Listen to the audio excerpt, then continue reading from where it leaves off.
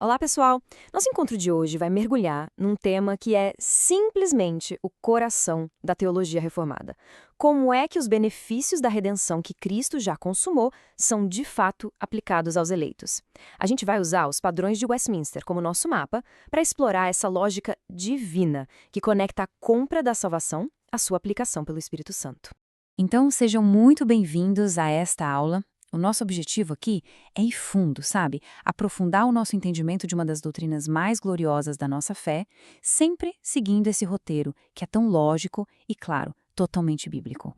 Vamos começar pelo começo, então. Antes da gente poder falar sobre a aplicação dos benefícios, é absolutamente crucial a gente firmar bem o alicerce, o fundamento, a obra que Cristo já consumou. A pergunta que nos guia aqui é o que exatamente ele comprou lá na cruz. E para isso, a Confissão de Fé de Westminster nos dá uma resposta, nossa, de uma precisão impressionante. Parem um pouco e percebam a abrangência do que foi conquistado aqui. Não é só sobre perdão, não é só sobre reconciliação. A linguagem que a confissão usa é a de uma transação completa. Cristo, por meio da sua perfeita obediência e sacrifício, ele não só satisfez a justiça do Pai, ele comprou uma herança eterna. E aqui está um detalhe fundamental, para todos aqueles que o Pai lhe deu. Ou seja, a compra foi eficaz e tinha um destino certo. E é claro, essa doutrina não surge do nada, né? Ela está solidamente ancorada nas Escrituras. Lá em Romanos 5, versículo 19, Paulo nos fala sobre a obediência de um que torna muitos justos. Hebreus 9,14 descreve aquele sacrifício perfeito oferecido pelo Espírito Eterno. Efésios capítulo 1, nos versículos 11 e 14, é muito claro sobre a herança que nos foi garantida. E João 17, versículo 2, confirma para quem é essa obra, quando Jesus mesmo diz que dá a vida eterna àqueles que o Pai lhe deu. Agora, um ponto que é crucial a gente entender. Embora a obra de Cristo tenha acontecido num momento específico da história, a encarnação, a cruz, os efeitos dela não estão presos no tempo. Esse slide mostra isso de uma forma brilhante.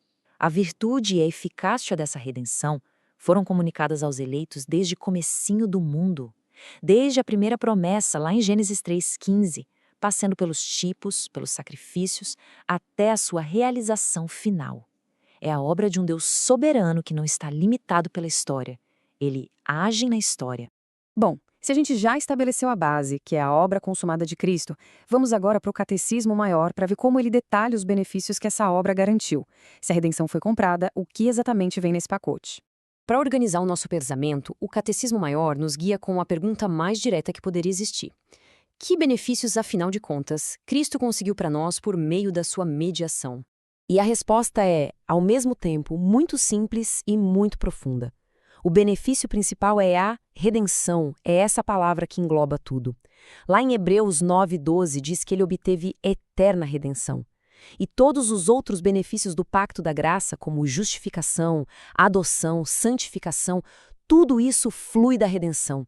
É como diz 2 Coríntios 1,20, né? Todas as promessas de Deus são sim em Cristo. A redenção é o grande sim de Deus que valida todas as outras promessas. Muito bem, então a obra foi feita, os benefícios foram conquistados. Mas isso levanta uma pergunta que é simplesmente fundamental.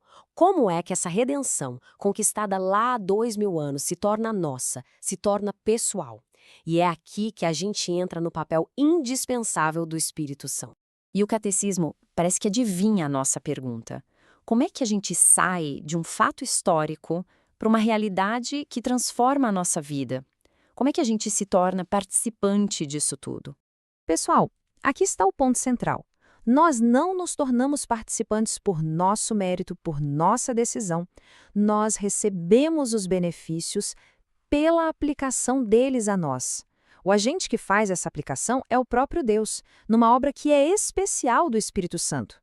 Como Tito 3, versículos 5 e 6 nos ensina, ele salvou-nos mediante o lavar regenerador e renovador do Espírito Santo, que ele derramou sobre nós ricamente. Fica muito claro que é uma obra divina do começo ao fim. Isso nos leva, naturalmente, para a próxima etapa lógica. Se é o Espírito Santo que aplica a redenção, a quem ele aplica? Essa aplicação é para todo mundo, de forma geral, ou ela é específica? Vamos ver como os padrões de Westminster tratam o alcance e, principalmente, a certeza dessa aplicação. A pergunta 59 vai direto ao ponto.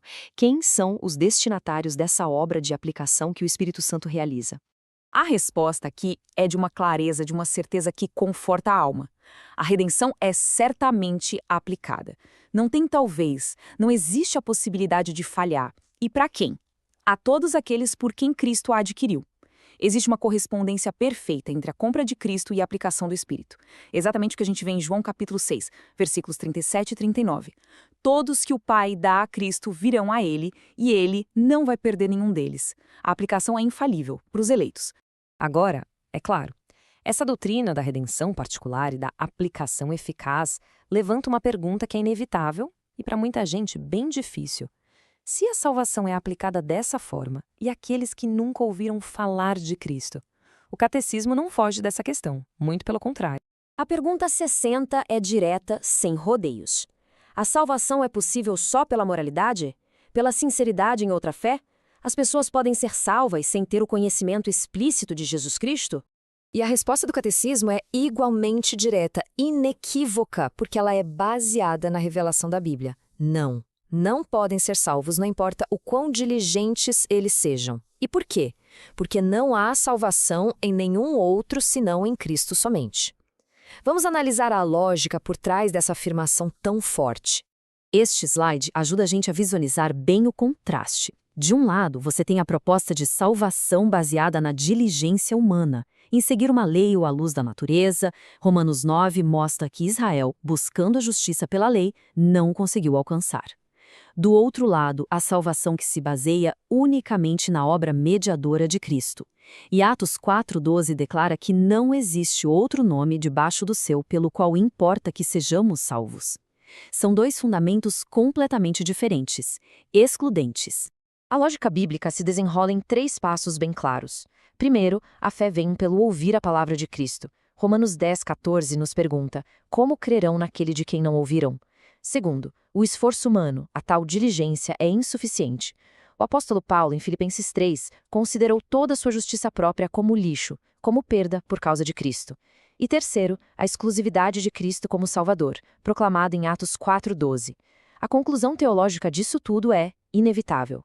Para a gente fechar, vamos resumir tudo com essa definição poderosa do breve catecismo. O que é a participação na redenção? É a aplicação eficaz dela a nós pelo Espírito Santo. A palavra-chave aqui é eficaz. Não é uma oferta que pode ser recusada, sabe? É uma obra divina que une o crente a Cristo e comunica todos os seus benefícios, como a gente lê lá em Tito, capítulo 3. Isso tudo nos deixa com uma reflexão final. Pensem comigo.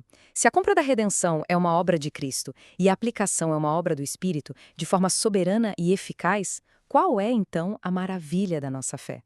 A maravilha é que a própria fé não é a nossa contribuição para esse processo, mas sim o primeiro e principal presente que a gente recebe nessa aplicação eficaz.